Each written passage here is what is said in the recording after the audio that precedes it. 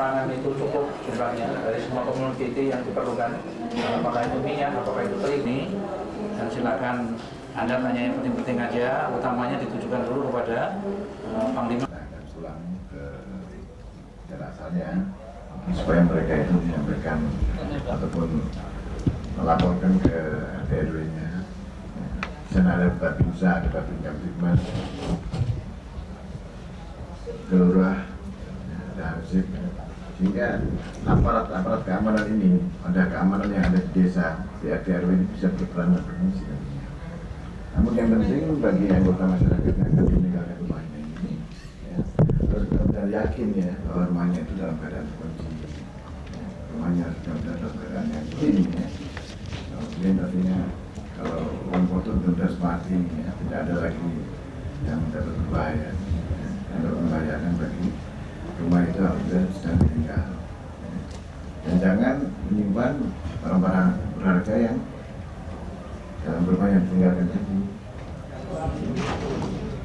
Sampai itu juga kepada para pemudik juga jangan membawa barang-barang berharga. Jangan dibawa, jangan ditinggalkan dan jangan dibawa. Ya. Kalau dibawa nanti juga tambah susah, ya simpen lah kemana. Nah, itu tahu caranya masing-masing. Daripada berindil memakai emas semuanya ya, katanya di jalan nanti ada apa-apa. Jangan memberikan orang kesempatan orang itu akan berbuat jahat. Rasa itu. Panglima mau menambahkan? Cukup Pak, karena tanggung jawab dia. Oke, selesai. Dan di sini kalau saya kemarin, itu kalau ada calon yang ketangkap, itu tiketnya kita.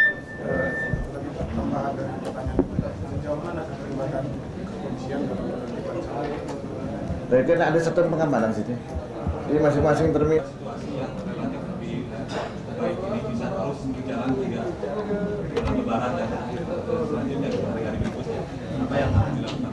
Koordinasi semacam apa? Ya. Jadi begini ya, memang memasuki puasa ini ya, kita lihat suasana Jakarta sangat kondusif. Nah, oleh sebab itu kami, ya terutama kami bertiga ini yang tergabung dalam Muspida akan menjaga momentum itu ya, untuk hari-hari berikutnya. Namun demikian, meski semua masalah sudah kita antisipasi, namun sekali lagi bahwa partisipasi masyarakat perlu digalakan. Antara lain partisipasi itu dalam bentuk misalnya seskamling. Ini adalah cara-cara paling efektif untuk menutup kekurangan tenaga keamanan. Jadi itulah kira-kira yang kita akan lakukan. Ya. Dan sekali lagi kesadaran masyarakat untuk menahan diri ya, di dalam memperjuangkan aspirasinya itu hendaknya dijamin di dalam suasana saling pengertian antara masyarakat dengan para petugas.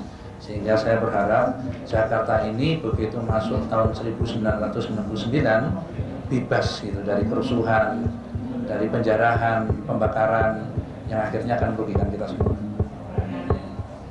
Pak, soal spekulan tadi Pak. Soal spekulan aja mau saya jawab ya. Jadi ini kan himbauan ya, memperingatkan jangan ada spekulan. Nah selama ini dengan harga-harga yang masih wajar kan berarti spekulan tidak ada. Kalau operasi pasar kita itu intensif, maka spekulan juga tidak akan bisa berkutik. Gitu. Masyarakat sudah banyak pilihan, gitu. Persediaan cukup, barang itu mudah kita dapat.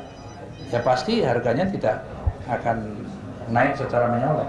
Spekulan juga tidak akan berdaya kalau bisa kita jamin seperti itu. Masalah kejahatan yang telah dilakukan oleh warga asing, silakan Kapolda untuk jawab.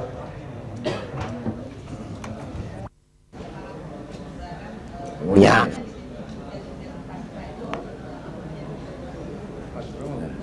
Itu sudah. Ya. Kalau yang setahu saya ya, jalur Pantura sepanjang jalur Pantura itu ada. Ya, setahu saya itu memang di dalam rencana operasi daripada kepolisian sudah ada itu. Ya. Di tiap titik ada itu. Mabes Polri itu. Ya, Mabes Polri. Pak Gubernur, terhadap warga negara asing apakah nanti ada pemikiran untuk penanganan khusus karena di kawasan Petang Ya, kita akan lebih waspada untuk mengawasi kegiatan-kegiatan mereka. Ya. Tetapi perlakuan terhadap warga asing itu sudah ada prosedur tetapnya bagaimana. Melakukan pengamatan yang lebih jeli gitu. Sekarang kita keliling lihat bentar sambil kereta ramai ini yang untuk lansia Pak, karena mereka naik di sini. Lalu yang kereta apinya 40%.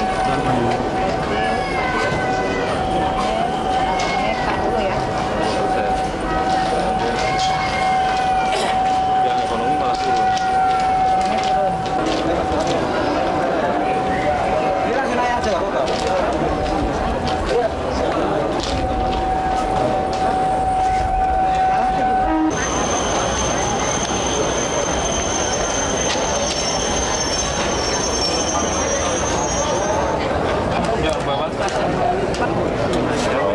hati-hati ya, tapi coba konco loh ya, orang lain gue konco loh ya, ya salam cek, Salamin ya.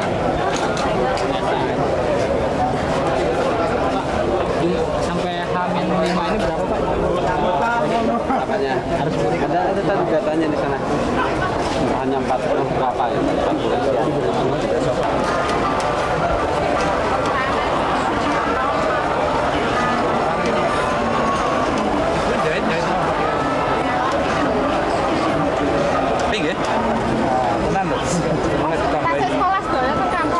Tunggu-tunggu ini rasa dijani Jakarta. Oke, wes susah Jakarta.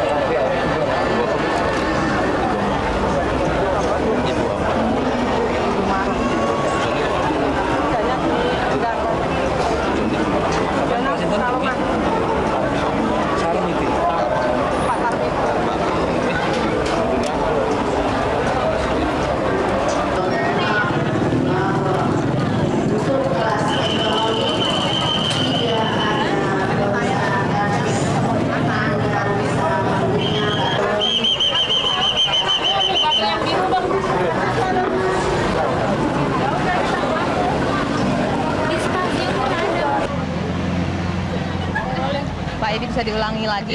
Menurut ini catatan tahun ini jumlah penumpang turun ya. Ya, jadi jumlah penumpang secara keseluruhan sebetulnya tidak turun, tapi naik sedikit dibanding tahun lalu. Secara keseluruhan Jawa itu naik 9% hingga hari ini. Tetapi kalau dibagi per segmen kelas, maka kelas ekonomi hingga saat ini masih di bawah tahun lalu.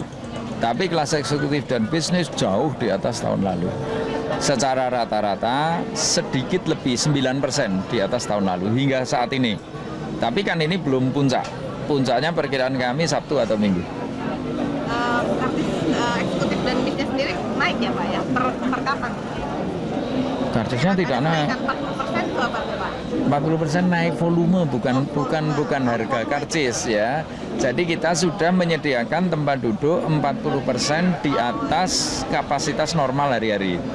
Jadi entah itu dengan memperpanjang rangkaian, menambah kereta api itu kita naikkan 40% volume tempat duduk. Dan itu semua sudah terjual habis. Dan masih banyak yang tidak kebagian sampai saat ini. Pak, gimana dengan tindakan yang katanya ada calo-calo yang memanfaatkan? Benar, jadi kami tidak memungkiri bahwa mungkin ada calo. Sekarang kalau secara umum memang itu tidak berarti kita minta excuse gitu ya. Permintaan ini 4 kali lebih besar daripada yang dapat kita sediakan. Sehingga yang tidak tersedia lalu muncul ekses. Banyak sekali mass media menyatakan ada calo. Kemudian kita pasang pengumuman siapa yang dapat memberitahu pada kami ini calo. Kita beri hadiah 200.000 dan tiket kami berikan. Hingga saat ini belum ada yang melaporkan gitu. Kemudian kami juga panggil tim-tim yang tidak dari Jakarta, dari kantor pusat dan sebagainya secara tertutup mencari adanya calo itu. Juga dengan Polda. Sampai saat ini tidak ada satupun yang bisa ditangkap ini calonya begitu. Belum. Tapi bukan berarti kita berdiam, ini terus kita gerakkan. Begitu Mbak ya. Oke, cukup? Ya, terima kasih. Ya.